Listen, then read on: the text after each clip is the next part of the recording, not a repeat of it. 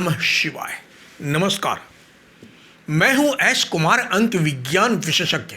YouTube के इस channel में आपका स्वागत है। आप सभी का हार्दिक अभिनंदन है। इस वीडियो के माध्यम से अंक विज्ञान के आधार पर गज केसरी योग, पितृदोष तथा मातृ दोष हम कैसे जाने या कैसे जान सकते हैं। कुंडली के द्वारा या कुंडली के अनुसार हमें बेशक पता चलता है इस तरह के तीनों योग के बारे में, परंतु अंक विज्ञान के अनुसार बताने जा रहा हूं गज केसरी योग, पितृदोष, मातृ दोष के बारे में, ताकि जिससे दर्शकों को जानने में आसानी रहेगी। कैसे पता चले कि अंक विज्ञान के अनुसार डेट ऑफ बर्थ में गज केसरी योग है, और है तो इसके फायदे क्या है। तो सबसे पहले मैं अपने दर्शकों को बता देना चाहता हूं, जिन भी व्यक्ति विशेष के कुंडली या अंक विज्ञान के अनुसार गज केसरी योग है या बन रहा है, तो ऐसे व्यक्ति विशेष के पास कभी पैसों की कमी नहीं होती है। कहीं से भी पैसा आएगा जरूर। ये तो पहली जानकारी अपने दर्शकों के लिए। अब अंक विज्ञान के अनुसार अर्थात डेट ऑफ बर्थ के अनुसार कैसे जाने कि हमारे डेट ऑफ बर्थ के द्वारा गज केसरी योग बन रहा है या है, तो अपने दर्शकों को बता देना चाहता हूं, जब जब भी चंद्र तथा देवगुरु बृहस्पति का आपस में परस्पर संयोग बनता है, तब तब गज केसरी योग का निर्माण हो जाता है या होता है। जिन भी जातक का जन्म 2 तारीख, 11 तारीख, 20 तारीख तथा 29 तारीख में जन्म लेने वाले जातकों का मूलांक 2 होता है। मूलांक 2 का स्वामी ग्रह चंद्रदेव है। अब आपका डेट ऑफ बर्थ अर्थात आपका जन्म मार्च महीने में हुआ है, अर्थात अंक 3। अंक 3 देवगुरु बृहस्पति को दर्शाता है। अंक 2 अर्थात मूलांक 2 अर्थात चंद्र। महीने का अंक 3 अर्थात देवगुरु बृहस्पति का आपस में परस्पर संयोग गज केसरी योग बन जाता है या गज केसरी योग का निर्माण हो जाता है।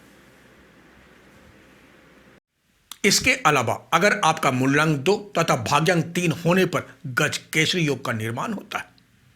इसके अलावा जिस साल में आपका जन्म हुआ है, सिर्फ वर्ष के 2 अंक जोड़ने पर अंक 3 बनता है, तो भी मूलांक 2 तथा वर्ष के अंक 3 परस्पर मिलने पर गज केसरी योग बन जाता है।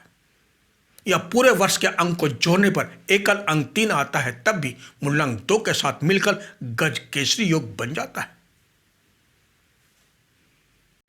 अब इससे भी महत्वपूर्ण जानकारी जो कभी किसी ने नहीं बताया आपको, आपके पूरे डेट ऑफ बर्थ का स्वामी ग्रह भी होता है, जिनके मार्गदर्शन के द्वारा ही पूरा जीवन अर्थात अपने जीवन पथ पर चलना होता है, वरना जीवन पथ पर भटकना तय है। अर्थात अगर आपका जन्म 21 नवंबर से 20 दिसंबर के मध्य हुआ है, तो इस महीने का स्वामी ग्रह अंक 3 अर्थात देवगुरु बृहस्पति है, तथा 19 फरवरी से 20 मार्च के मध्य जन्म हुआ है, तब भी इस महीने का स्वामी ग्रह देवगुरु बृहस्पति ही है, जिनका अंक 3 है। इस महीने के अंतर्गत अगर आपका जन्म हुआ है और आपका मूलांक 2 है, तब तो सोने में सुहागा है, अर्थात गज केसरी योग बनकर आप धन्य धान्य से वशीभूत हो सकते हैं या हो जाएंगे। इससे और भी सोने में सुहागा तब और हो जाता है जब मूलांक 2, महीने का अंक 3, वर्ष के अंक का जोड़ 3, भाग्यांक 3 तथा डेट ऑफ बर्थ के ग्रह स्वामी देवगुरु बृहस्पति जिनका अंक 3 है, सब एक साथ परस्पर सबका जब योग बनता है, तो आप समझ लें आपका जीवन धन्य धान्य से वशीभूत हो जाएगा। इतना होने के बावजूद अगर आपको लगता है कि ये सब योग हमारे डेट ऑफ बर्थ में होने पर भी धन का आगमन नहीं हो रहा है या धन आ नहीं पा रहा है या रुक रुक कर आ रहा है, ऐसे स्थिति में आपको ये भी जान लेना चाहिए कहीं न कहीं हमारे पूर्व जन्म के कर्म के अनुसार गज केसरी योग में त्रुटि अर्थात बाधा उत्पन्न हो रही है। अर्थात गज केसरी योग को उपाय के द्वारा जागृत करने की जरूरत है, आवश्यकता है। अपने दर्शकों को यहां पर बखूबी जानना और समझना बहुत जरूरी है। मूलांक 2 अर्थात चंद्र, मूलांक 2 अर्थात शिव, मूलांक 2 अर्थात जल। शिव के माथे पर कौन विराजमान है? चंद्र। शिव की जटा में कौन जल की धारा के रूप में विराजमान है? मां गंगे। मूलांक 2 अर्थात चंद्र। चंद्र कहां विराजमान है? शिव की जटा में। शिव कहां विराजमान है? हिमालय पर्वत पर। ऐसे जातकों को चाहिए गज केसरी योग जागृत करने के लिए पहाड़ों पर बसे या बने देवी देवताओं को शुद्ध तथा प्रसन्न मन से दर्शन करना चाहिए। ऐसा करने से गज केसरी योग जागृत हो जाता है।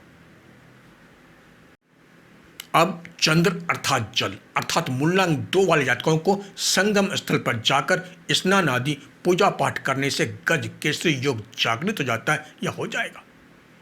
लेकिन अपने दर्शकों को यह बता देना चाहता हूं, जब आप इन स्थलों पर जाएं, शुद्ध मन से मांस मदिरा का सेवन बिल्कुल नहीं करें। इसके बावजूद भी करते हैं तो गज केसरी योग की ऊर्जा अवरुद्ध होकर फल देना बंद कर देगा। तो ये था अंक विज्ञान के आधार पर जानकारी गज केसरी योग के बारे में।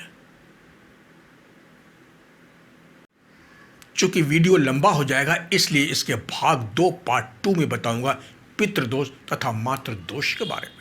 कैसे पता चले कि हमारे जीवन में पितृदोष और अगर मातृ दोष है तो इसे कैसे दूर करें, साथ ही व्यक्तिगत जीवन के दिनचर्या में कैसे मालूम पड़ता है, यह भी बताऊंगा अंक विज्ञान के माध्यम से डेट ऑफ बर्थ के अनुसार। तो इसी के साथ अपने शब्द को यहीं विराम देता हूं। अब तक आपने मेरे चैनल को सब्सक्राइब नहीं किए हैं तो इसे जरूर करें तथा बेल आइकन को जरूर दबाएं, ताकि जब भी नया वीडियो अपलोड होगा इसकी जानकारी आपको पहले मिल जाएगी। एवं लाइक, शेयर तथा कमेंट बॉक्स में जाकर कमेंट जरूर करें। तो इसी के साथ आप स्वस्थ रहें, मस्त रहें, सदा खुश रहें, अपने आसपास सफाई का ध्यान जरूर रखें। अगर आपको व्यक्तिगत जानकारी चाहिए तो आप मेरे मोबाइल नंबर पर संपर्क कर अपॉइंटमेंट ले सकते हैं।